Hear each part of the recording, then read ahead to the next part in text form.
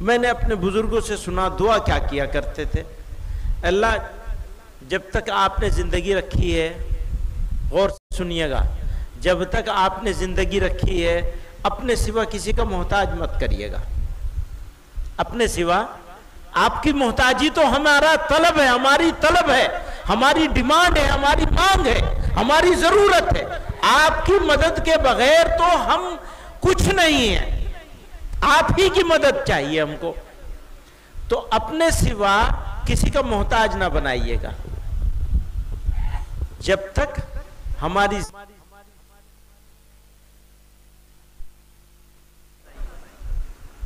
और जब मौत का वक्त आ जाए तो ईमान पर खात्मा नसीब फरमा दीजिए। हजरत थानवी रहमतुल्लाह अलैह, हजरत मौलाना अशरफ अली थानवी साहब रहमतुल्लाह अलैह तशरीफ रखते थे। किसी ने आकर ये कहा, हजरत फलाना आदमी आपको बड़ी गाली दे रहा था। वो गालियां भी सुना दी मजलिस में, ऐसे ही असर के बाद बैठे थे हजरत, बहुत सारे लोग बैठे थे, सबके सामने उसने आके सुना दिया कि फलाने आदमी ने आपको बड़ी गालियां बकी है। हजरत के चेहरे पर कुछ असर नहीं आया। तो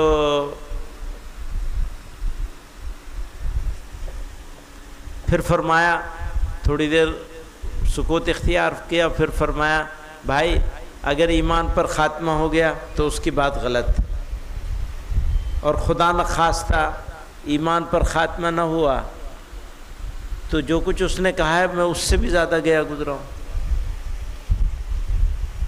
तो मकसूद इन लोगों की नज़र में, अल्लाह वालों की नज़र में आखिरत रहती थी, मौत का वक्त रहता था। और वो मौत जो है ना, वो लोगों के नज़दीक बुरी चीज़ है, लोग उसको बुरा समझते हैं, इनक़िता हो जाता है। भाई भतीजे, बेटे बेटियां, नवासे पोते, सब लोग बहुत अजीज़ होते हैं। नवासे पोते तो बहुत ही ज़्यादा होते हैं, पोते पोतियां, नवासे नवासियां, ये सब बहुत अजीज़ होते हैं, तीसरी जनरेशन। तो उनको छोड़ने का मन नहीं करता,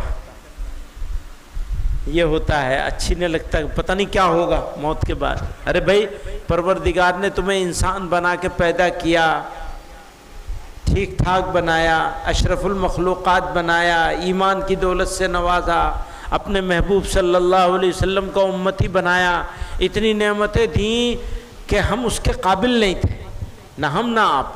कितनी नेमतें दी हैं, शुक्रिया नहीं अदा कर सकते उन नेमतों का। जिस मालिक ने इस दुनिया की आर्जी जिंदगी में इतनी नेमतें दी, यकीन जानो अगर ईमान के साथ खात्मा हो गया तो जितनी नेमतें यहां मिली हैं उससे 1000 गुना बड़ी नेमतें वहां मिलेंगी इंशाअल्लाह। इसका यकीन करोगे तो शौक हो जाएगा मौत का। मौत का डर दिल से निकाल दीजिए, शौक हो जाए दिल में मौत का।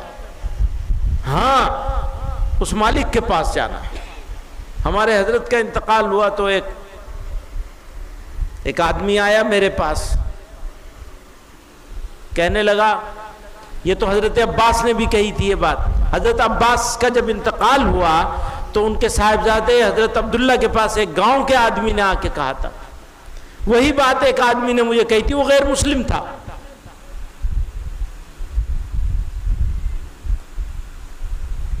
उसने कहा, परेशान मत हो ना तुम, बहुत अच्छी जगह गए हो। वो मुझे याद है उसका जुमला, बड़े सादा अल्फाज में उसने कही थी बात, कि जिसके लिए वो जिंदगी भर, ये अगला जुमला उसका, जिसके लिए वो जिंदगी भर दौड़ते रहे, भागते रहे, उस मालिक ने उन्हें अपने पास बुला लिया, अपने पास बुला लिया मालिक ने। कितनी कीमती बात है ये, इसी को समझना है। तो घबराओ मत, बल्कि शौक होना चाहिए, वही असली वतन है। ये मानना पड़ेगा कि वहां, यहां के बाद जो जिंदगी वहां शुरू होगी वो कभी खत्म नहीं होगी, फिर कभी मौत नहीं आएगी, किसी तीसरी दुनिया में जाना नहीं होगा। हजारों लाखों करोड़ों सालों में भी वो जिंदगी खत्म नहीं होगी। वही तो असली जिंदगी है। कौन सी जिंदगी असली जिंदगी है? अब ये सब सुनते हैं, सब जानते भी हैं, अच्छे से जानते हैं और सब मानते भी हैं। मानते हैं ना सब कि वही असली जिंदगी है, फिर घबराना क्या है? हाँ, तैयारी करनी है, तैयारी करनी है। तैयारी करने के अलग अलग लेवल होते हैं। जितना लेवल बढ़ेगा उतना डर खत्म होता चला जाएगा, कुर्ब होता चला जाएगा, डर खत्म होता चला जाएगा। फिर डर रहेगा तो इस बात का रहेगा कि कहीं महबूब खफा ना हो जाए, कहीं बुरा ना लग जाए उनको, कहीं उनको बुरा ना लग जाए, हमारा ये काम बुरा ना लग जाए। ये डर दिल में पैदा हो जाए कि हमारा ये काम बुरा ना लग जाए, यानी जहन्नुम में डालने का डर खत्म हो जाए, जन्नत का शौक खत्म हो जाए,